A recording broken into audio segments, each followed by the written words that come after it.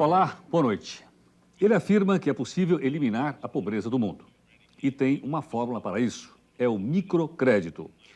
Uma operação de empréstimos para as parcelas mais pobres da população, que pode trazer melhores resultados que bilhões de dólares de ajuda externa.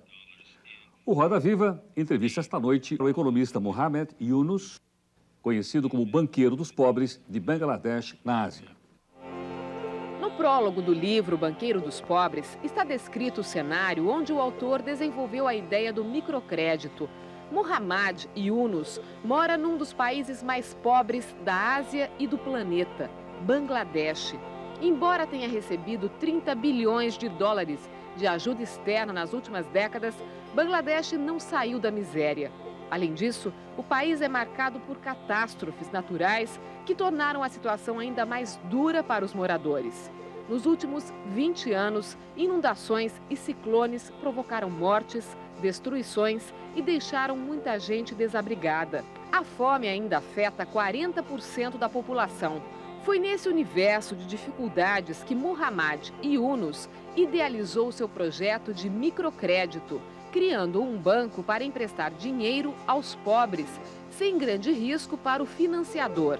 Em seu livro, ele conta como essa experiência foi levada a 12 milhões de pobres de Bangladesh, se expandindo depois para mais de 60 países. Mohamed Yunus propõe com o microcrédito uma mudança no conceito de ajuda econômica. Ao invés de grandes empréstimos externos para o combate à fome e à pobreza, ele acha melhor uma ajuda direta às pessoas carentes. Com algum dinheiro, elas tomam iniciativas e acabam encontrando oportunidades de crescimento. E para entrevistar o economista Mohamed Yunus, nós convidamos Walter Barelli, que é secretário do Emprego e Relações do Trabalho de São Paulo, Carlos Graeb, repórter de cultura da revista Veja, Maria Clara do Prado, colunista econômica da Gazeta Mercantil, a economista Beatriz Azeredo, diretora da área de Desenvolvimento Social do BNDES, que é o Banco Nacional de Desenvolvimento Social, o professor da Universidade de São Paulo, Paul Singer, Milton Gamês, repórter especial do jornal Valor, Vicente Adorno, editor de Internacional da TV Cultura, e o economista Thomas Lans, que é presidente da Viva, que é uma instituição voltada para o microcrédito. O Roda Viva é retransmitido em rede nacional para todos os estados brasileiros, inclusive para Brasília. Como o programa desta noite está gravado, você, infelizmente, não vai poder fazer perguntas aqui, participar diretamente do programa, como você está acostumado. Dr. Yunus, good evening. Good evening. Dr. Yunus, a ideia de um microcrédito, ela hoje está disseminada pelo mundo. Quantos países do mundo possuem operações semelhantes a essa que o senhor propôs para Bangladesh? To our knowledge, there are 65 countries where Grameen-type microcredit programs have been adopted. Some are nationwide programs, some are very small NGO-type programs, some initiated by NGOs, some sponsored by the governments. So there's a wide variety of it, but in all continents, in Asia, in Africa, in Latin America, in North America, in Europe. So it has all kinds of context right now. Pois não, Dr. Thomas Lans. O programa do Grameen Bank em Bangladesh está principalmente voltado para as áreas rurais. Eu gostaria de perguntar qual é a experiência em outros países desse mesmo programa para as áreas urbanas. There are some countries where it's been very successfully done in urban areas. One is Bangladesh. There are urban microcredit programs. Another is Philippines in Metro Manila, which is a very big urban area in the slums of Metro Manila. Also, another extreme is the United States. It was done in Chicago. Now there are programs in San Francisco, program in New York City, in Harlem. Then other cities, both in Asian context and European context. There are many urban experience in this program. Beatriz. Professor Yunus, a experiência com microcrédito no mundo inteiro inaugura uma nova forma de trabalho, de interação com a população de baixa renda, a população empreendedora de baixa renda. Isso é uma mudança cultural no mundo inteiro. E, evidentemente, mostra um desafio de multiplicação. Como é que a gente sai do efeito demonstração, e hoje no Brasil a gente está vivendo esse momento, o BNDES está diretamente envolvido com sair do efeito demonstração e, efetivamente, aumentar a cobertura do microcrédito para a população como um todo de baixa renda. A minha pergunta é, na experiência do Grameen, quais são as armadilhas desse processo de disseminação, de aumento da cobertura e quais os instrumentos que a experiência do Grameen demonstra para, efetivamente, consolidar esse processo? First, on the issue of entrepreneurial poor. So the moment we say entrepreneurial poor, we are taking a subset of the poor, which I would be very reluctant to do. I would take the people who are generally deprived by the financial institutions in receiving credit. So the whole group as such. Entrepreneurial poor, I will not favor so much because my position has always been all people, all human beings have entrepreneurial ability. So the moment you say entrepreneurial poor, meaning that other people do not have that capacity.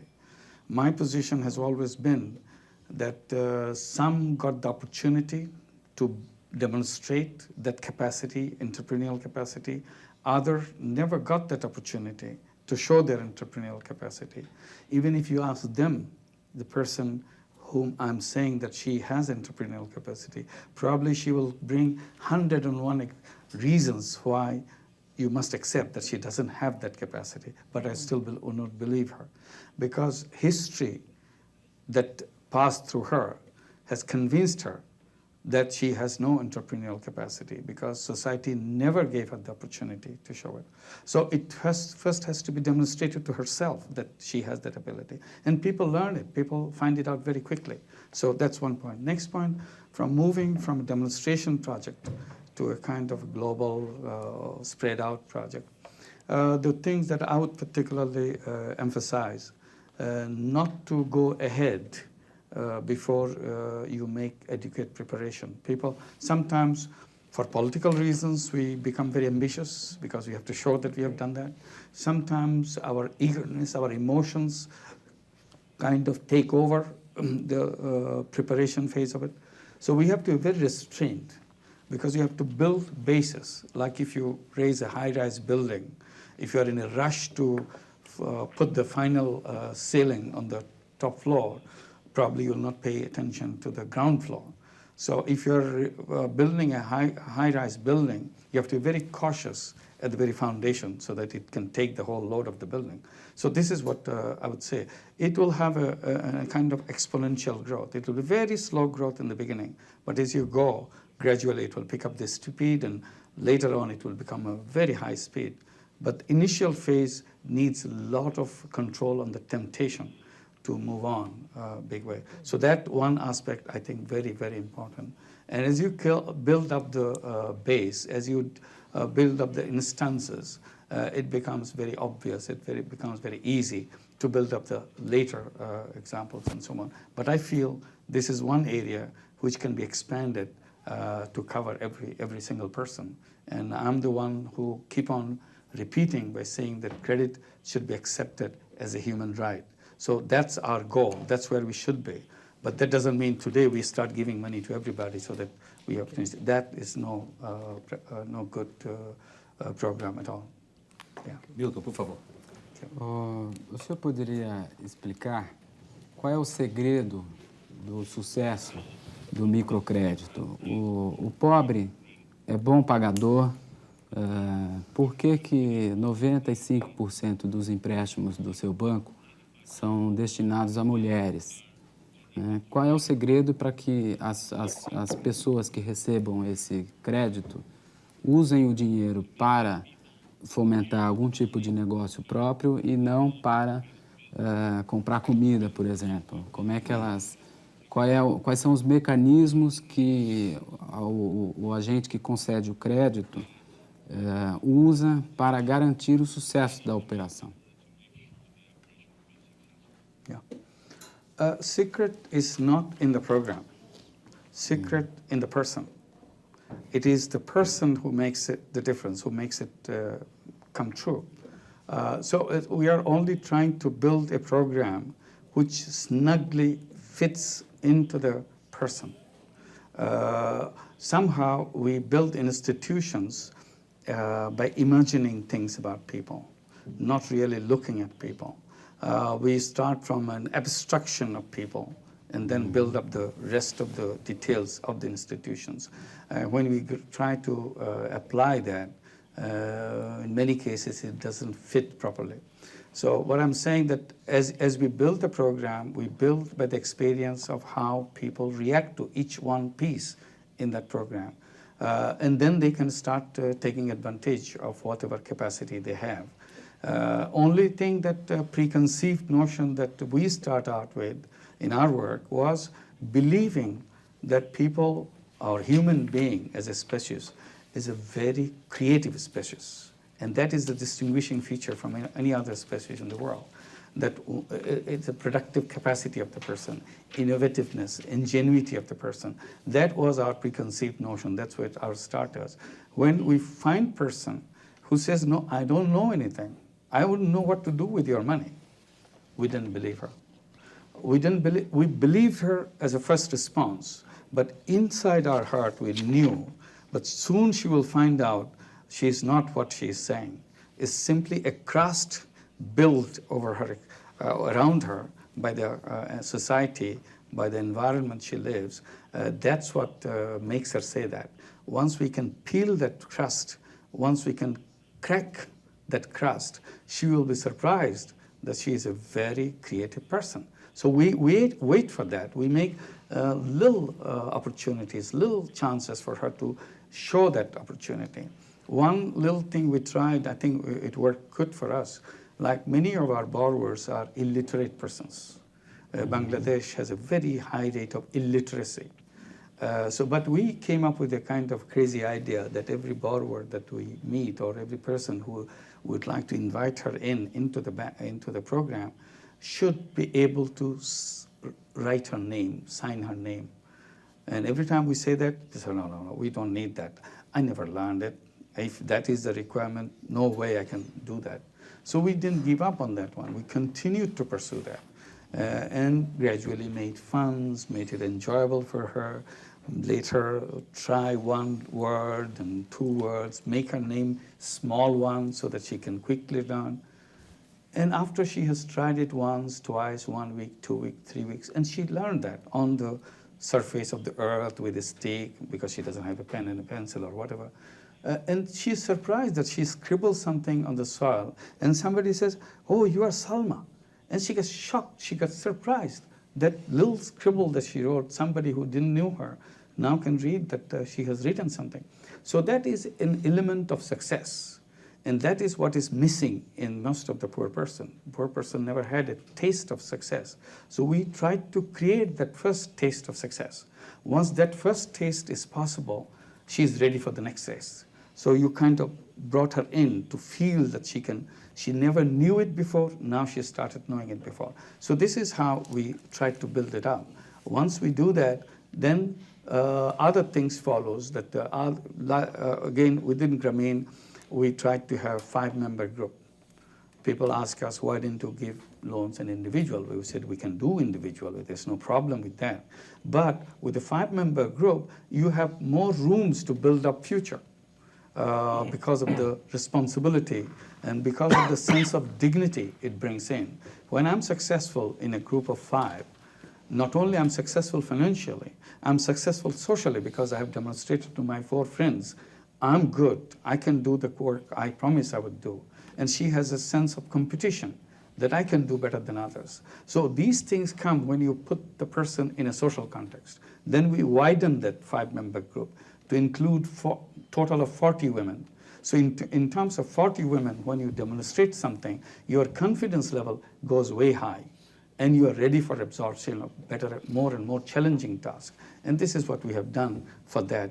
And we made it simpler for her, at least that's what we thought we did, and it turned out to be so, that we make it each installment very small and repeatedly paying it, so weekly installments. People ask us, why didn't you make it monthly installment, for God's sake? That would be simpler to do it, and that would be less costly. When you have to go to a borrower 8 miles distance every week, it costs so much. If you do it once a week, once a month, it will be 1/4 of the cost. But we still insist on the frequent one because it makes it easy. And each time she makes a little payment, a weekly payment, she's ready to take the next step. So it's like it's a little child learning to walk. If you make the steps small, the child is encouraged to take the next step. But if you say, no, you have to make the adult step, I'm sure the child would be very, very scared to do that kind of thing. So this happens even in human experience, that if you go by bit, one bite by one bite, you are more and more confident, and you go there. So these are the things we try to build in, and together we feel that it works, and the convenience of it, attraction of it, and the kind of reward system of it, generally helpful. But we are not saying Grameen is the final answer. We are not. We are saying Grameen is the first cut. I'm sure many other programs will be created, already created, which will add a lot of other attractive features. And gradually, this will become better and more efficient, more attractive, more cost-effective, bringing in more impact. Carlos Graeb. Professor, boa noite. Eu gostaria de fazer uma pergunta a respeito de crédito para consumo e para produção. Que o senhor discutisse a diferença entre esses dois tipos de crédito. Porque, por exemplo, no estado de São Paulo, nós temos uma experiência muito bem sucedida no interior, com pessoas que têm feito empréstimos para consumo para as classes C e D. No entanto, essas pessoas dizem, os pobres nem sempre são tão bons pagadores. Nesse tipo de empréstimo que nós fazemos, às vezes a taxa de retorno não é tão alta. Gostaria de saber, o Grameen já teve alguma experiência ou pretende emprestar para consumo? E esse crédito para consumo, entregue às classes mais baixas, tem alguma função no desenvolvimento do país?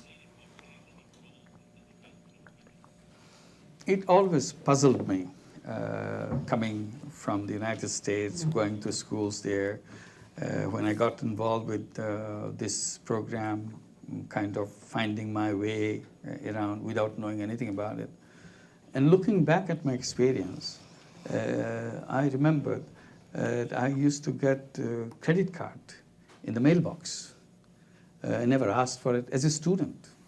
I'm sure every family in the United States is flooded with credit cards. I said, imagine that. It's a huge, big economy dishing out credit cards to buy things, spend money on consumer goods. The same economy, same financial institutions will not give her $10 loan for investment. I said, someday I would come up with a credit card for investment so that you can invest, go ahead and make money and pay me back. Well, this is precisely what we do now. We don't have the credit card, but we go give the investment money. Because with investment, you are creating an income flow.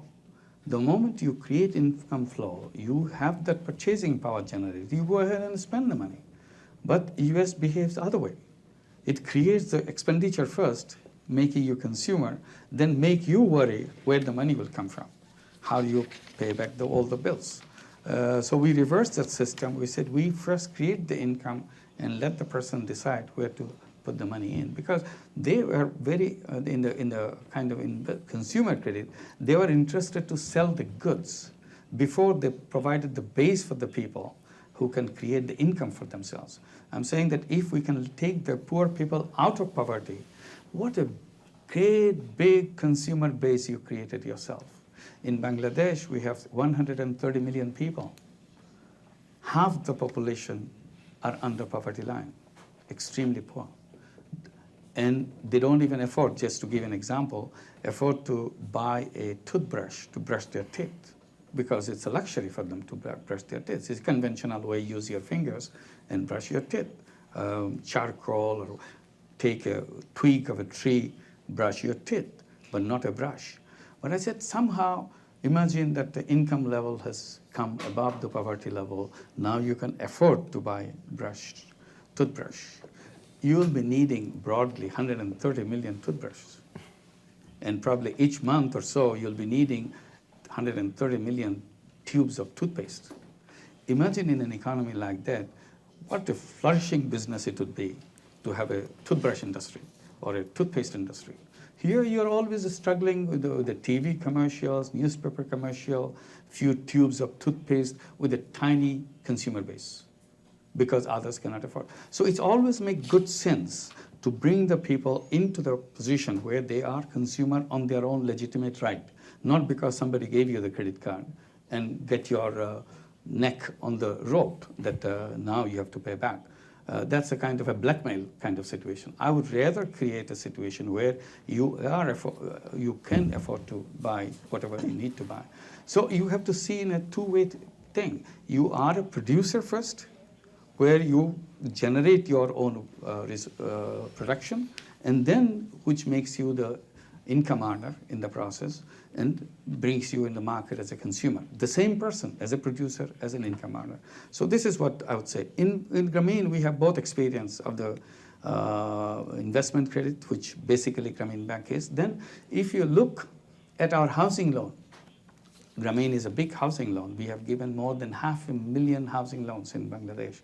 A very small housing loan, if you look at it. But for them is a huge, big money, $300 plus. Each housing loan is, a typical loan is $300. With $300, she builds a beautiful house, 4 concrete columns with a solid roof and a sanitary latrine. To her, it's like a palace because what she lived before, now what she can live.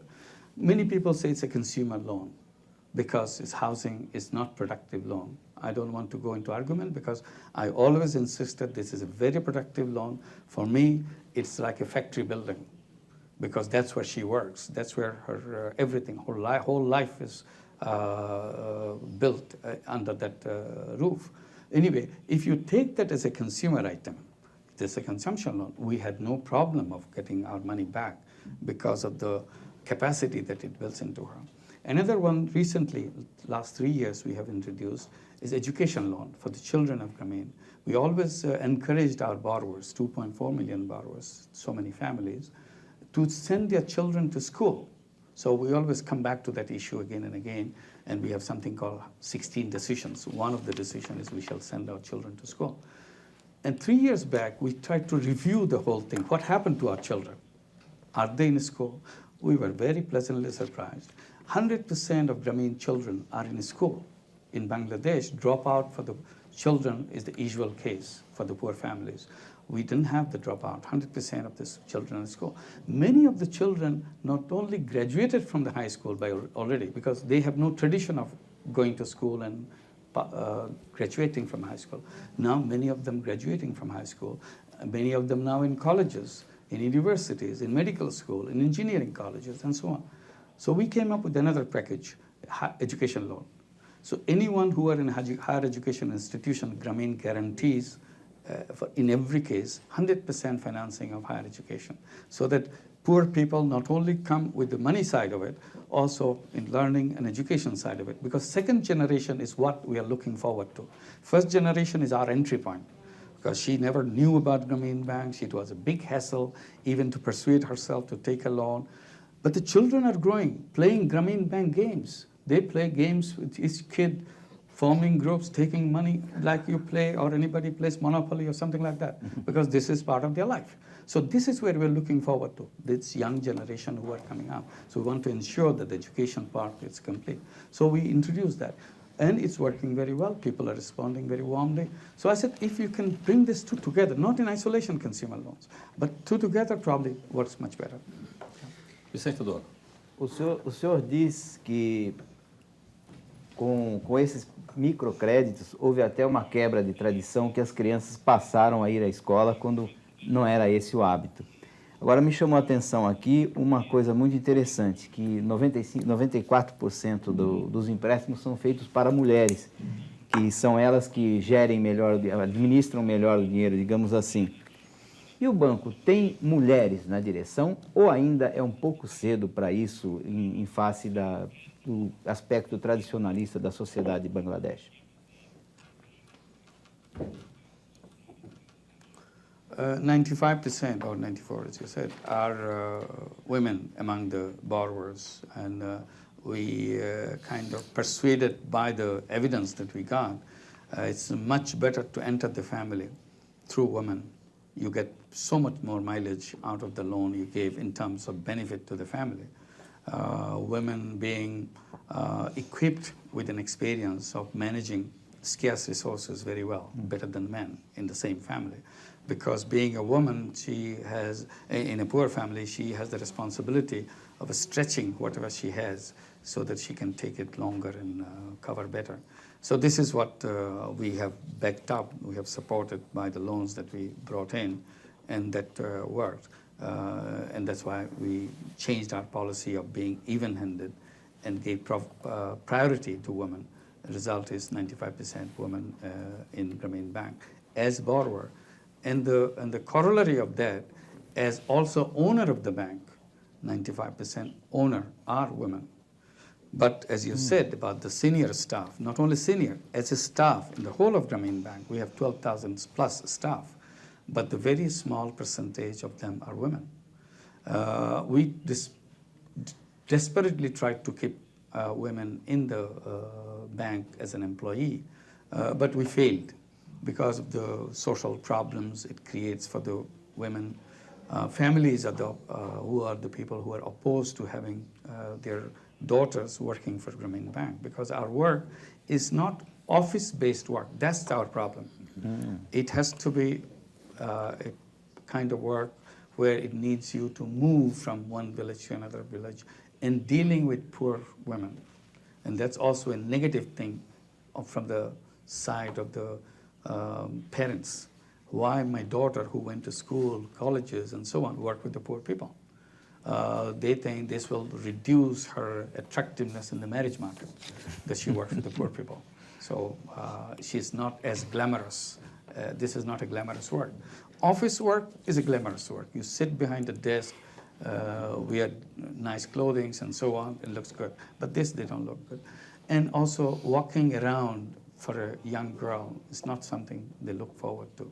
So gradually they drop out, particularly when it comes for the marriage time, because the young girls join and the marriage becomes the next thing to think about. And the parents find it difficult for finding a worthwhile marriage partner when the girl is working around. So all these things, I'm not going to elaborate all of it, have a negative effect. So they start dropping out. So we could not retain them. Today, I would say about 8% of our staff are in,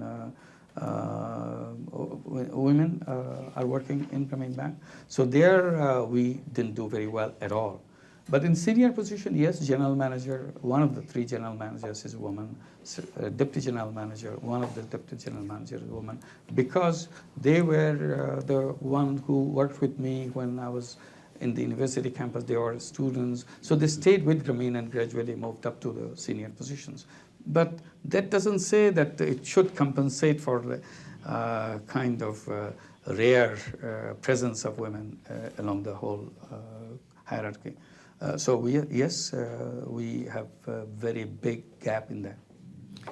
E Dr. Yunus.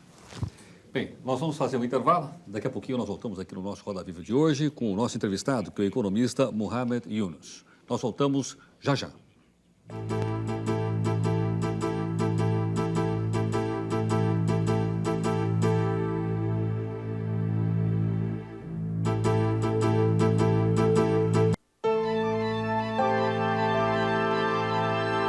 Voltamos aqui no Roda Viva de hoje com o nosso entrevistado, que é o economista Mohamed Yunus, de Bangladesh, autor do livro O Banqueiro dos Pobres. O Roda Viva hoje está gravado, por esse motivo você não pode fazer as perguntas como você está acostumado. Dr. Yunus, todas essas explicações que o senhor nos deu, agora há pouco aqui no programa, de empréstimos, a maneira pela qual ele funciona, as suas ideias, isso só funciona numa economia capitalista ou isto pode ser aplicado também numa economia socialista? Well, the present experience is across the board. This idea applies in all situations of economic framework. It's working in Europe, which is a capitalist world, in the United States, Canada, and everywhere. Also, similarly, with great enthusiasm, is being pursued in China. Chinese Communist Party not only endorsed it in their annual meeting of the Politburo, they took it as the party policy to introduce microcredit in all the parts of China. So they have adopted it as their party thing. It's not something working on the side and we're ignoring it. No, they said this is something that we should do. This is part of our work. So they have given their acceptance from their own theoretical frame. This is consistent with what they say. Also in Vietnam. Vietnam has a very strong microcredit program through several organizations. One organization that we work with for a long time now is Vietnam's Women's Union, and that is the front organization of the Vietnam Communist Party. And the leader of the president of Vietnam's Women's Association Union has told me several times that we had a long history of a struggle with our women's union for the party and for our nation.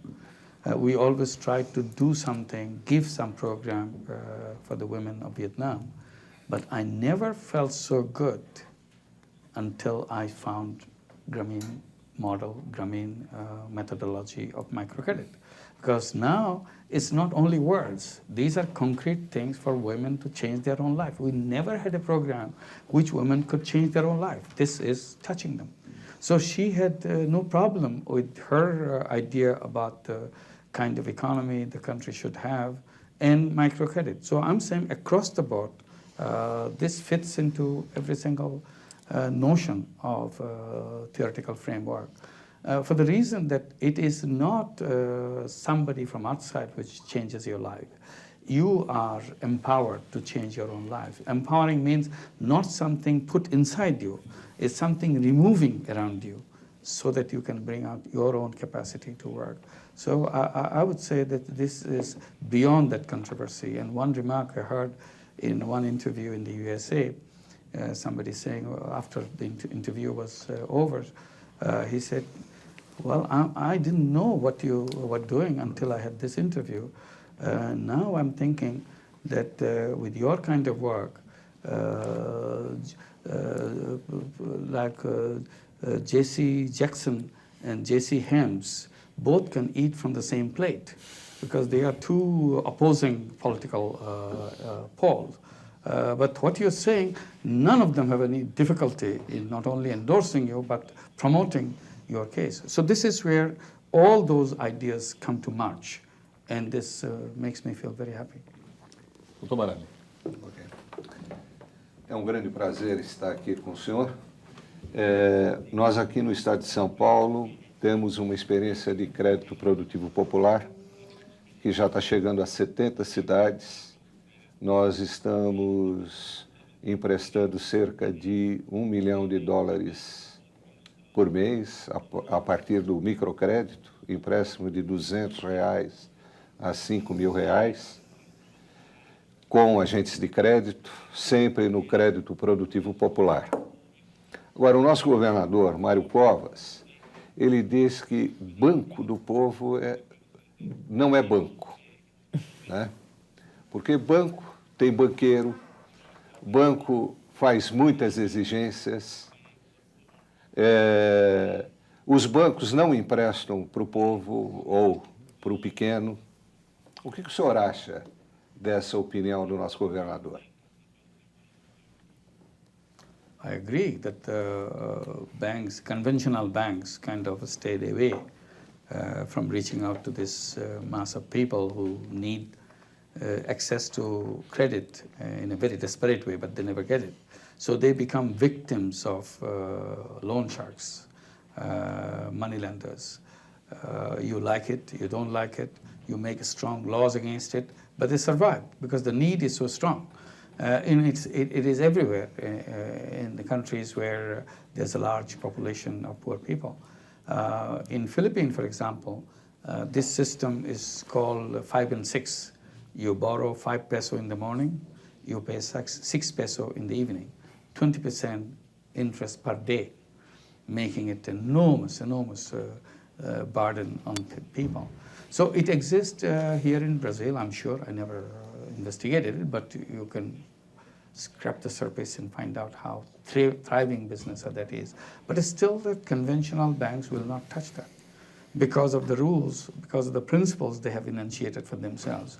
That their basic principle is the more you have, the more you can get. So you have to have a lot before you can get it. And if you have a whole lot, you get a whole lot more. And you move up to higher and higher level of wealth. And as a result, banking system is actually pushing the economy in the hands of fewer and fewer and fewer people because you're always chasing big money, person holding big money, and that's the system. So I'm saying that it's not only bad that you're not reaching out to the poor people. This is one bad thing. But it's also bad you are moving away from today the people that you are servicing. Tomorrow you'll find yourself reluctant to serve these same people because you're not chasing another slice higher up and gradually move up. And my explanation of Asian crisis, for example, is exactly based on this principle. It emanated from this principle because Asian banks were chasing all those big money, and big money people had so much money they were investing in all kinds of crazy programs which had no solid base. And one day they all collapsed and the whole economy was in terrible danger. So this is one. So why banks should not give the money?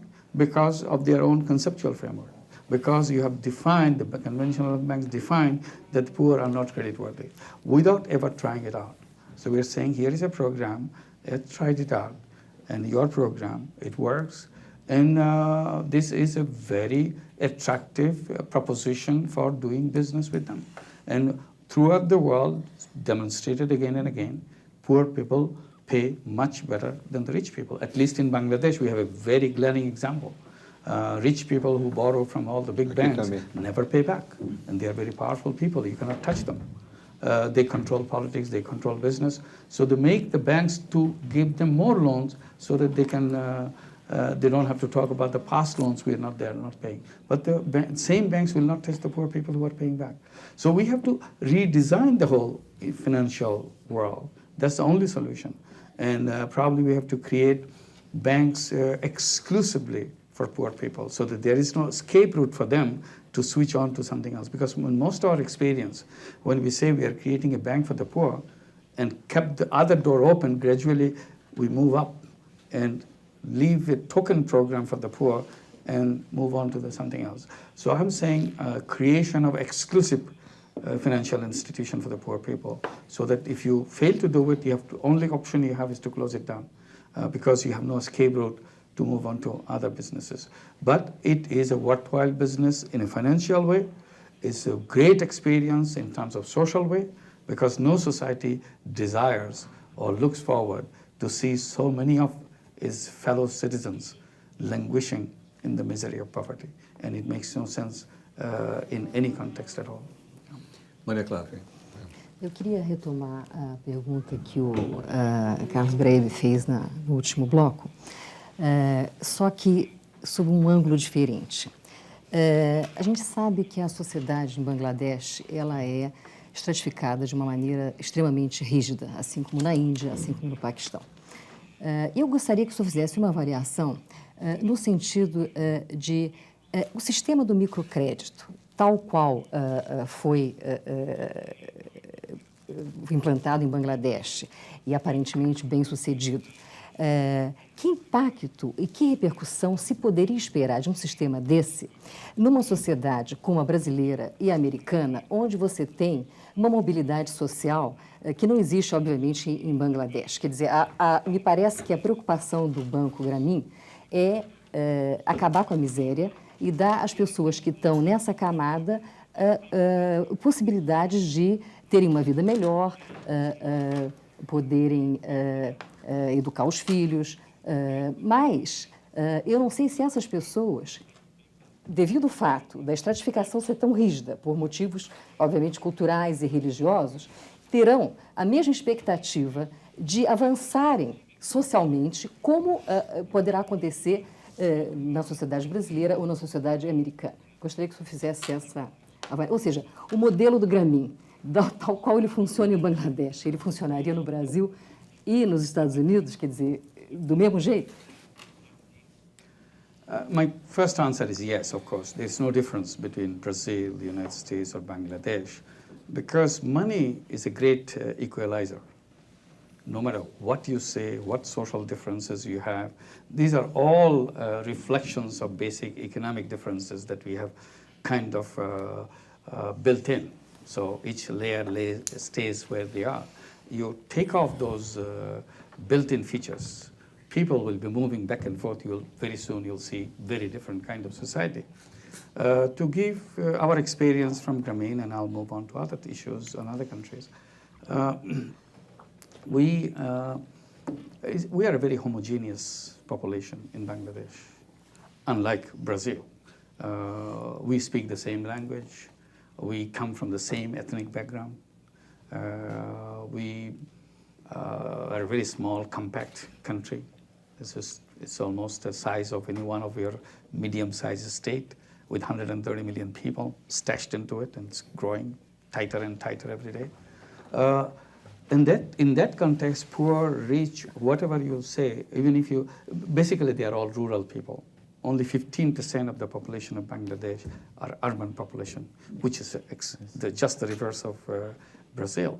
And whatever urban population we have, they are all rooted in the villages. These are first generation people, floating population, coming from the village, working in the cities, calling themselves urban people, sending their children to urban schools, but their parents live in the villages. On weekends, they go back to the villages. On ceremonies, they go back to the villages. Their children are, the wedding ceremonies are always in the villages because their clan are in the village.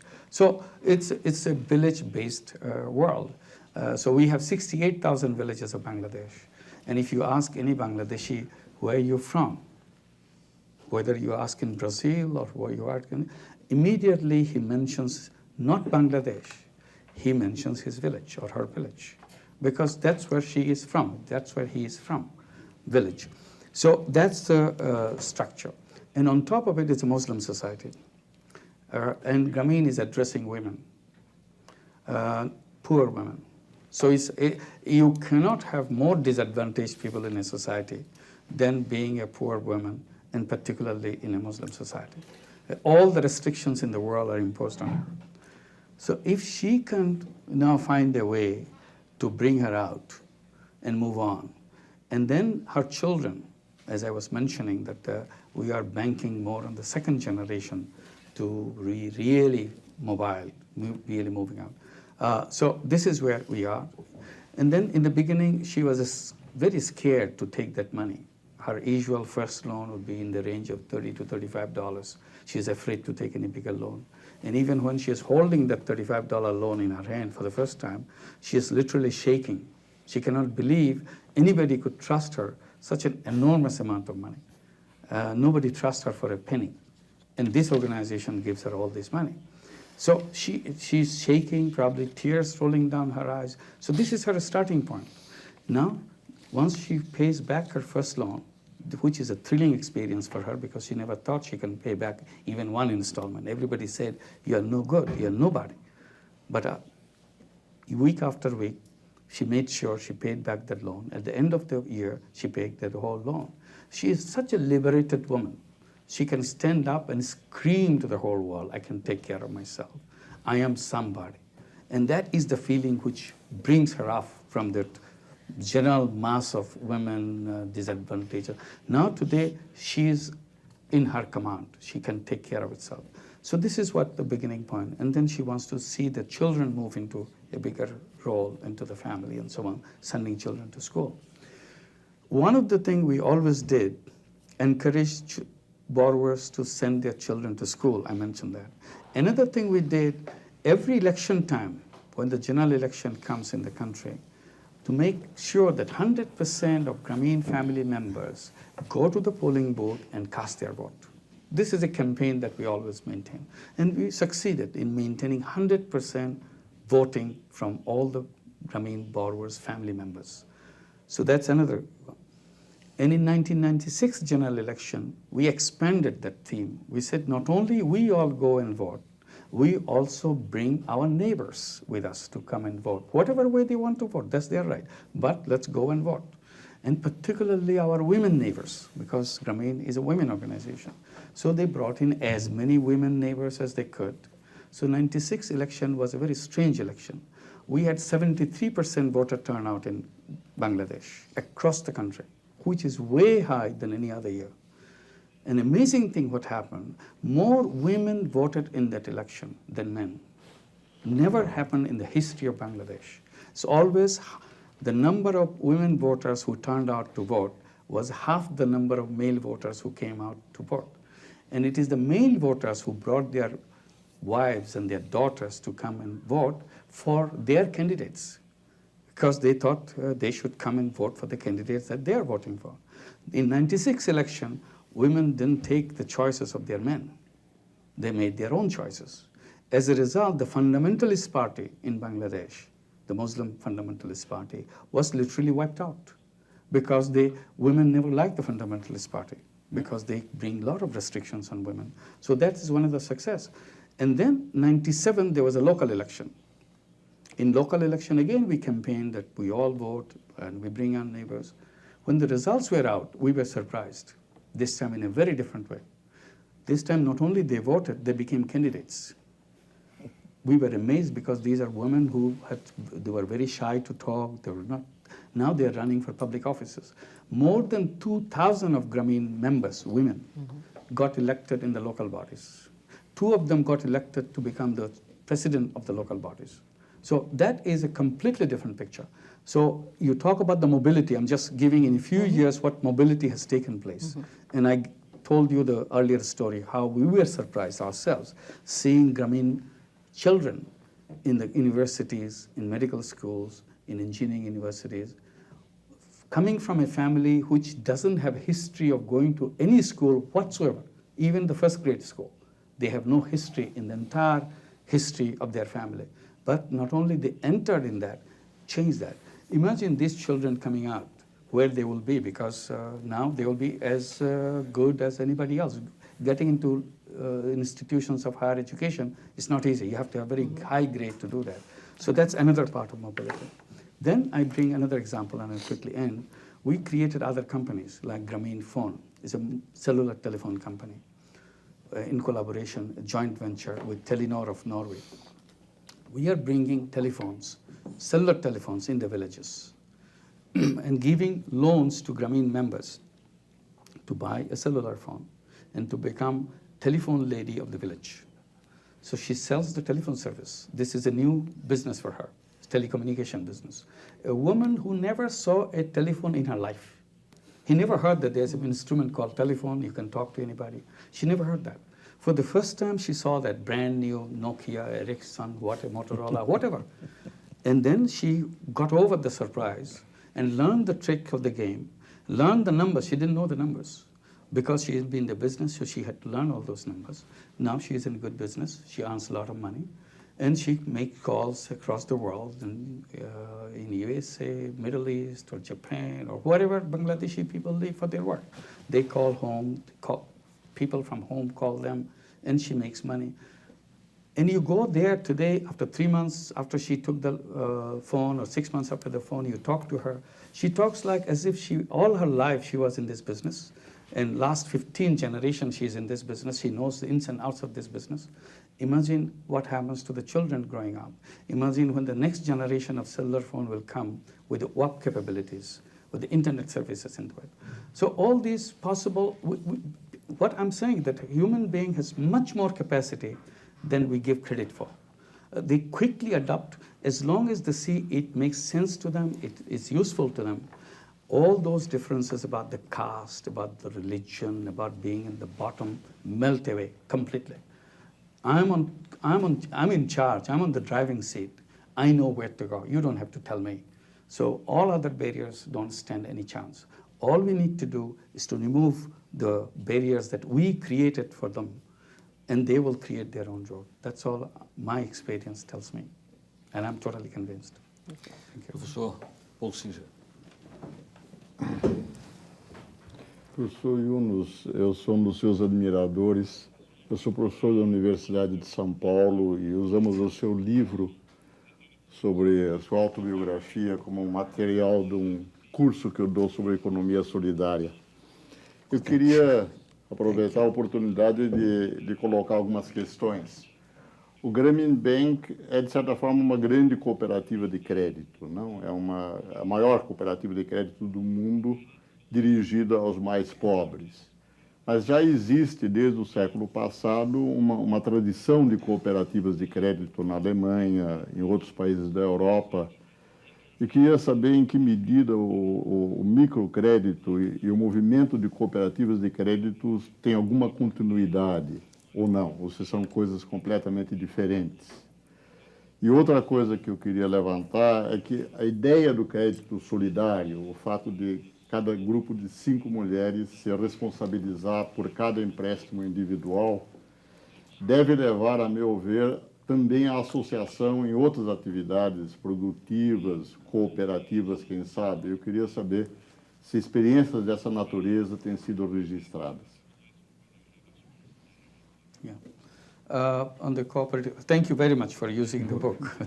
Thanks a lot. And I'll add a few words on that.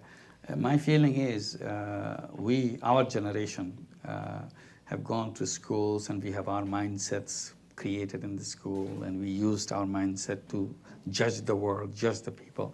So no matter what we say about differently, it's very difficult to change our mindset in general.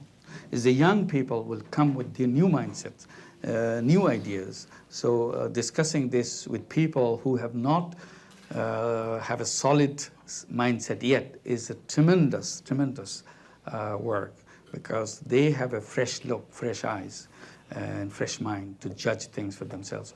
We have lost that capacity because our mind is now it's like a solid stone. No matter what arguments we make, we only look for counter arguments. We don't change our mind. Thank you. On the cooperative side, when I began, I had no idea what cooperative, who does what. I was just trying to solve a very local problem, a tiny thing. At that time, I had no blueprint of any kind anywhere. So I'm simply reacting to the situation, and gradually one step led to another step, and I thought that would be the last step, but it created one more step. So I thought that was the last step, and it continued that way, and we came on. And now I see all those experiences around the world. There are similarities, but also there are dissimilarities. One dissimilarity that I see in the credit cooperatives basically were consumer cooperatives. They were trying to find money to buy some furniture, some gadgets or something. That was most of the credit union experience, buy a car with the credit union and so on and so forth. Investment was there, but a very small piece of it, not the bulk of it. And second thing I see difference is credit cooperative relied on each other's money. It was not money coming from outside. And not only that, not only whatever we pooled, some of us used it in our use, but most of the money were loaned away outside instead of bringing money inside. In our work, we have savings. We have right now $160 million in savings from the borrowers with tiny savings. But we loaned out a lot, much more. Last year, we loaned out more than $400 million worth of money. In a cumulative way, we have loaned out more than $3 billion worth of money. But that's not what came from the savings. We borrowed from the market. We issued bonds and we took money in. People took money, that $3 billion. These women took them. Giving them the money is no big deal because you can always give money. But the big deal is they took the money, paid you back with interest. And people didn't believe that they are capable of giving you back even a tiny amount. So $1 billion in Bangladesh is a whole lot of money. And $3 billion of them is a lot money. So this is the basic departure from the cooperative idea, if you see in a post-mortem way, not that we copied that the differences on that. And many people, even the very earliest stage, said, well, you are a cooperative. Why don't you call yourself cooperative? And my argument has been, in Bangladesh, cooperative is a dirty word. Because cooperative, the name cooperative, the law of cooperative had been used by the politicians to patronize people of their support group. So they brought government money and stashed them, which never got paid back. So today, if you introduce yourself as a cooperator, people have a smile, meaning you're a big thief. You stole a lot of money.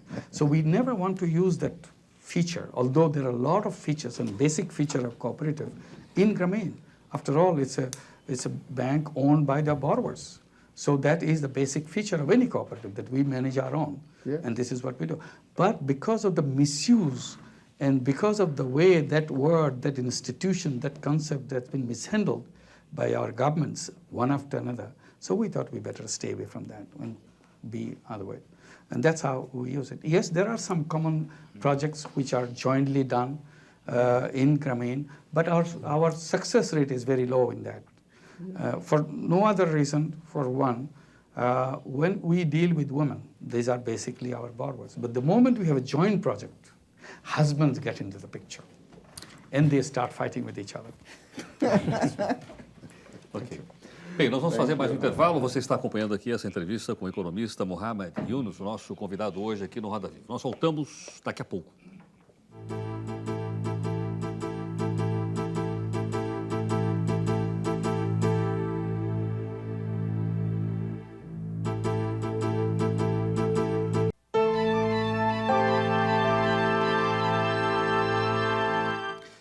Nós voltamos no nosso Roda Viva de hoje, entrevistando o economista Mohamed Yunus, de Bangladesh, que divulga a ideia de microcrédito, um financiamento especial destinado às camadas mais pobres da população, como forma de combater a pobreza no mundo. Nós lembramos que o Roda Viva hoje está gravado, por esse motivo você não pode, como faz habitualmente, participar fazendo perguntas. Dr. Yunus, qual é a contribuição que esse sistema que o senhor nos explicou aqui até agora no Roda Viva, qual é a contribuição que ele dá para a melhoria da distribuição de renda dentro de um determinado país? O senhor tem esse tipo de avaliação? Ourselves don't do any study of that type, but there are a lot of researchers who have been doing work on Grameen. Two things come out very clearly. One, income of the families who have access to credit from Grameen Bank have steadily increased over time. And one major study tells us that 1/3 of the Grameen borrowers have crossed out of poverty, and the remaining 2/3 are on the way of gradually moving out of poverty. This is a very concrete results they brought out. But generally, all the studies show that there's a very positive upward movement. And on the nutrition level, Grameen children has much better nutrition than non-Grameen children. And on the acceptance of family planning practices, we are told that Grameen borrowers have family planning practices twice as much as the national average. And the housing condition of Grameen is much better than non-Grameen members. So if you look at all these features, you see the positive changes that are taking place. Literacy rate among the children of Grameen families is way higher than non-Grameen families. One recent study tells us that the child mortality in Grameen families is reduced by 37%. So Grameen is not a family planning organization. Grameen is not a health organization. But you see the positive link between income and empowerment of women spilling over to all those aspects. One study tells us that the GDP contribution of Grameen, this study was devoted to calculate GDP contribution, is 1.4%, which is just about the contribution made by the power sector of the country. So if you look at that sector by sector, the contribution made by Grameen involving so many families to become active contributor to the economy, it adds to the GDP. Beatriz. Professor Yunus, eu estive ano passado em Bangladesh e tive a oportunidade de ver de perto um grupo solidário, 100% de mulheres, e tive a oportunidade de constatar a satisfação dessas mulheres, a autoestima e, na fala de cada uma delas, a certeza de que os filhos terão uma vida melhor e diferente das que elas tiveram.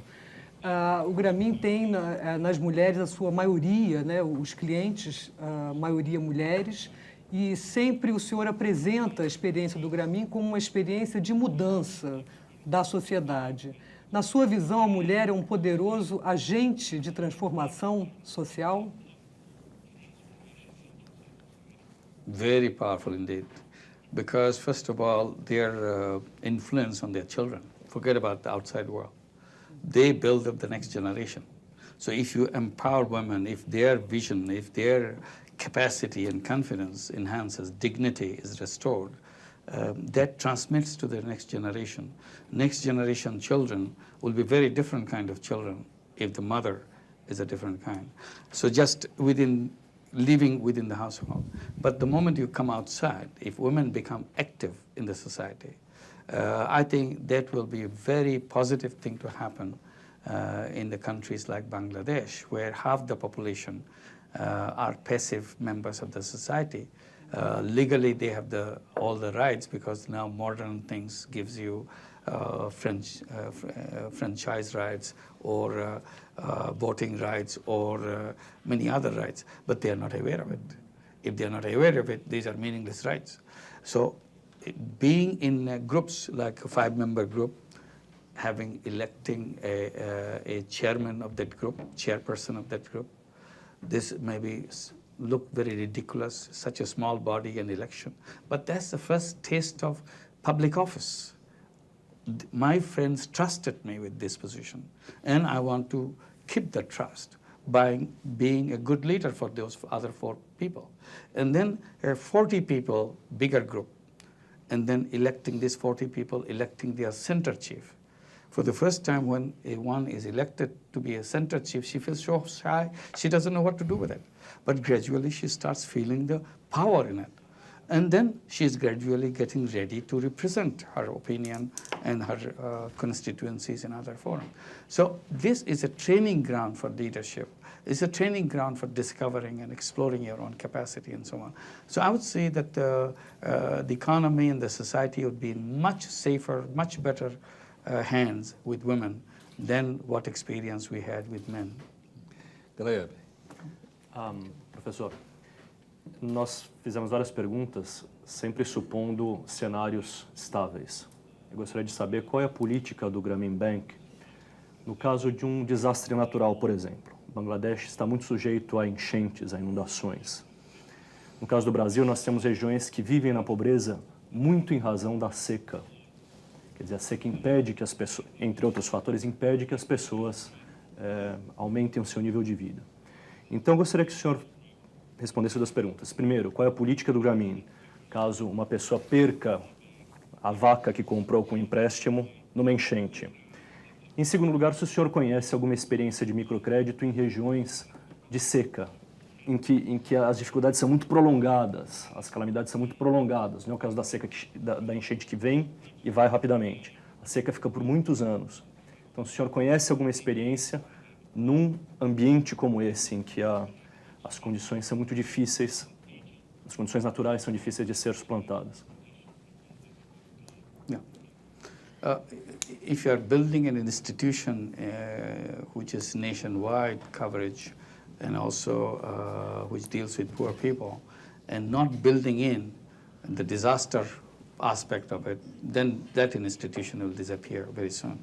Because Bangladesh is a country of disasters, particularly flood and the tidal waves, a very common phenomenon. In 1998, we had the worst flood in entire history that we ever had, any floods that ever had happened in Bangladesh. 2/3 of the entire country was under flood. And the usual flood is when water stands for a week or 2 weeks. If it is a 3-week long flood, it's a very bad flood because you cannot function for 3 weeks. 1998 flood was not only 2/3 of the country was underwater, it stayed on for 10 weeks. For 10 weeks, you had no home. You had no dry place. So only dry place in most of the places were the highways. So imagine 130 million people, or a big part of that population, trying to find a survival place in a dry place, all accumulation on the highways. You lost your cattle heads, you lost your poultry, you lost your home, you lost your business, everything. So after the flood, basically you start from zero. And next year flood may be not as devastating, but for some it will be as devastating. So you are pushed back to zero. So you have to have a mechanism, how do you take them out of that zone? And Grameen has that policy. We have very elaborate policy. The moment the floods start coming in and until people start work all over again. So you have a day-to-day scenario how you go back. And when people come back to life again, that start to rebuild houses, we have to give new housing loans. She may have had a housing loan before, but that does no excuse. We have to put them on their feet, no matter what the account book says, because it's not a good business to let people on the street and expect the money to come back. The money will never come back. So our first priority, whatever it takes, put her and her family on feet, put her back into the income stream. If she can make a penny a day, help her to catch that first penny, and then she will be able to catch 10 penny and 50 penny and $1 and so on. So this is a very standard procedure, elaborately done to do that. Housing loan, fresh loans, other loans are kept in advance. These will take care of it later on. We never write off anything, because writing off is no service to the poor people, because then they get very tempted to wait to see when they're going to write off.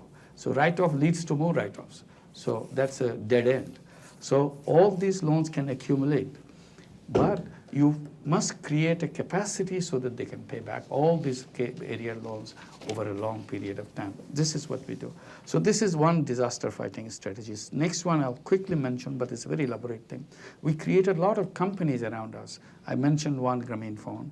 There are Grameen Communications, Grameen Textile, Grameen Knitwear, all kinds. There are 22 companies we've created.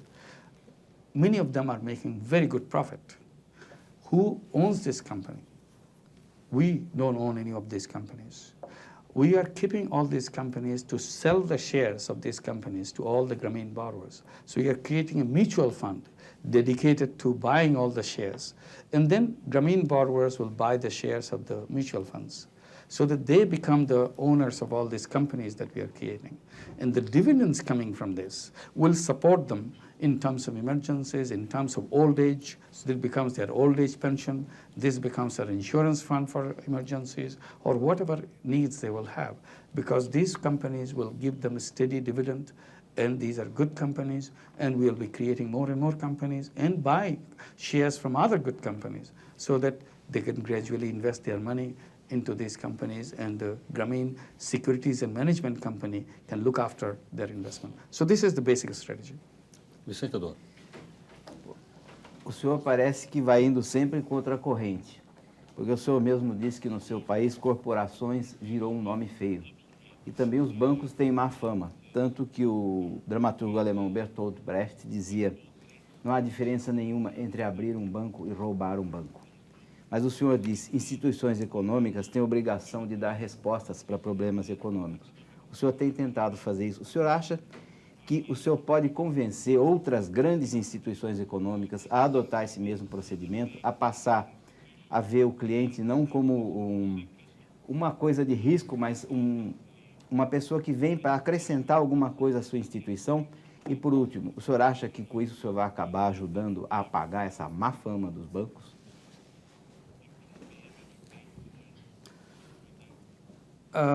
I'm not trying to improve the image of the bank.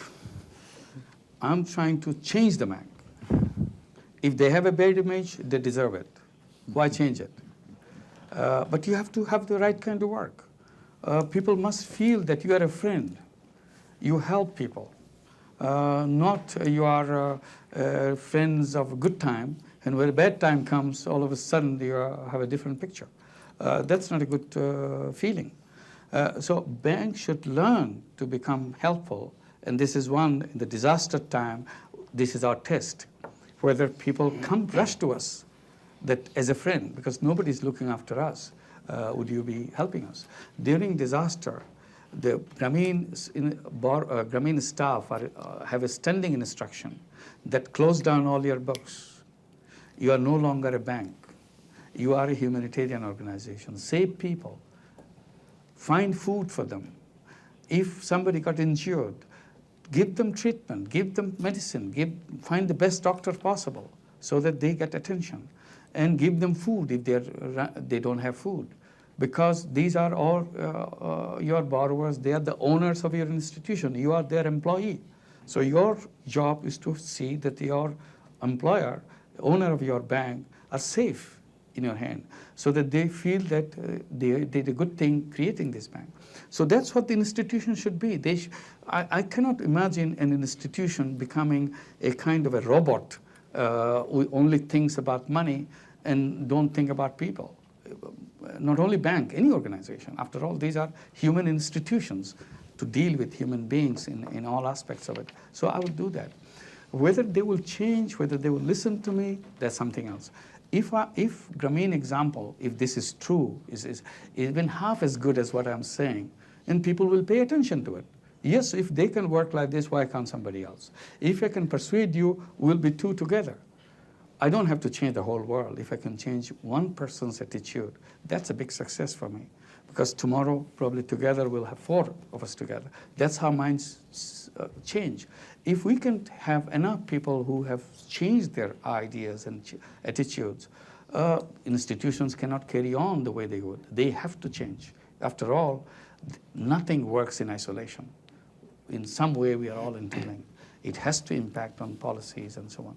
That's what I'm looking forward to. But first I have to prove, I have to show concrete examples of it. It's not simply making beautiful speeches. We have heard enough of beautiful speeches. That doesn't impact on us because we have been deceived so many times that this doesn't touch us anymore. But in concrete terms, if you see that happen, I can touch, I can feel, and I'm convinced, nobody can stop me. That's what will happen. Milton. O senhor descreveu uma verdadeira revolução, mas muito pequena diante do tamanho da pobreza no mundo. Mais ou menos 20% da população mundial vive com menos de $1 por dia. Isso mostra que houve um fracasso muito grande dos organismos multilaterais, do Banco Mundial, em reduzir significativamente a pobreza. O senhor acredita que isso pode realmente ser mudado? É factível acabar com a pobreza? Ou os governos teriam que se envolver mais fortemente nesse combate? O que falta realmente para a gente conseguir tirar essa praga da humanidade? Nós vemos que todos os dias fotos da África, 20% da população está contaminada com a AIDS. Parece que não há uma saída. O senhor acredita que há uma saída? Yeah, I think so. I mean, there has to be. We can't just give up that there is no way out. And about the government and bringing them into the picture, I'm not an exclusionist. I don't exclude anybody. I don't exclude any idea. I don't exclude any partner. I'm always inviting everybody in and every idea to come. I'm not saying that this is the only idea which works. I said many ideas. Let's bring in, instead of debating your idea is better than my idea or other way around. It makes no sense. Let's do it whichever way works. If it works, do it, and my works, do it. Someday we will have a third one which works. We all support it. But we have to bring an end to this problem, what we call poverty, which is a scar on the whole human civilization. And it doesn't make sense that we have to carry it to the new millennium. It should have ended last millennium before it could enter this. But now that it is here, we should have a date fixed. But beyond that, this thing will not cross, will not go. But today, 1.5 billion people that you mentioned, about $1 a day, under $1 a day. And that number, again, we are told is increasing. And some gave the calculation that it will double by 2040. I said, what a shame to even think about that, to double instead of reducing. I said, why can't we calculate to make it zero in 2040 rather than talk about doubling? And what needs to be done to make it zero? If it is to be zero in 2040, what must we eat today? In the world, in my country, in my neighborhood, what is the number we have to achieve and how do we do it? We'll try every single means to make it happen, but it has to happen. I'm convinced that if people put their mind into an issue, it can happen. One dramatic example is when a head of a state in one country said that we want to set our foot on the moon. People thought it's a crazy idea. How can you set your foot on the moon? But it happened within the time limit. So we can set a time, and this is what we're going to do, and we all commit ourselves to do it. We'll find a way. And maybe it's one or the other, but we can find it, and so on. And I say it's a doable thing because today the number is increasing. If somehow we can demonstrate that number is no longer increasing, that is a big success. And then next year, if you say, we have reduced that number by only 2 people, that is another great success. The number is, now once the number keeps decreasing, even by 1 person or 2 persons, then you can repeat that each year. Each year, if it reduces by 1 or 2%, then in future, way long way down the line, there'll be a date when it will be 0. And all our concentration would be, can we speed it up? Can we bring that date closer? Do we have those possibilities? And now I say, yes, we have possibility to speed up because of the information technology. Information technology provides an unprecedented opportunity. You can put anything into it, which can work better than what we did in the past. The whole world will change very dramatically. Probably in our lifetime it will change. Already in the last 20 years, the world has changed so much that we think back that how did we live without these things before? Today, these are realities everywhere. And 10 years from now, what it would be like a science fiction 10 years from today. Not 20 years, 10 years.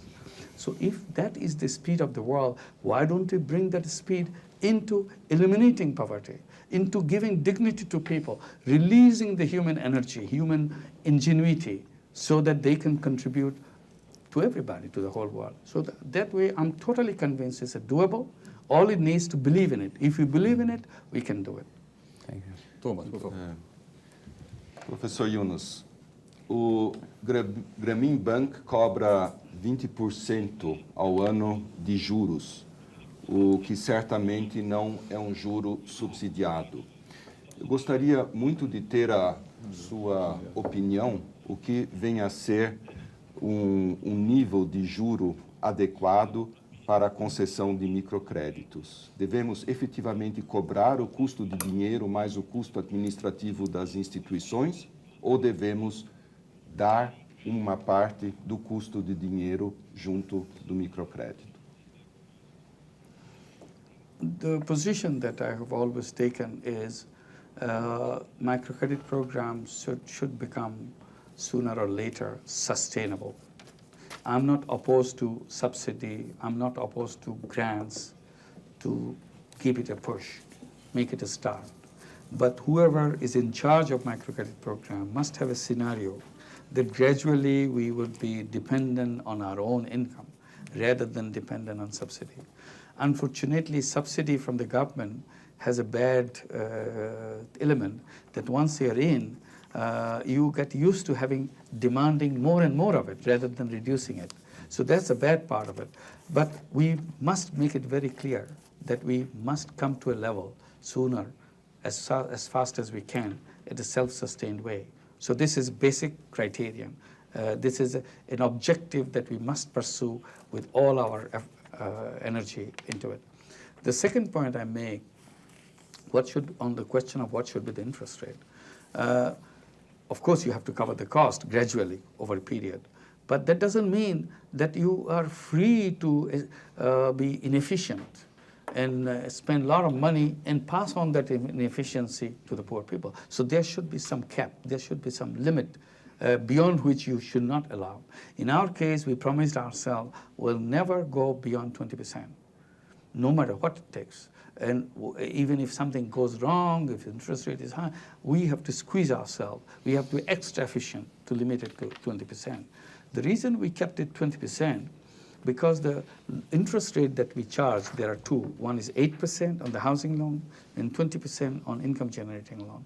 So the weighted average is about 15%, which is the commercial rate in Bangladesh. So we thought we should not just argue that, well, it takes more money, it takes service charge is high, and we should expand it.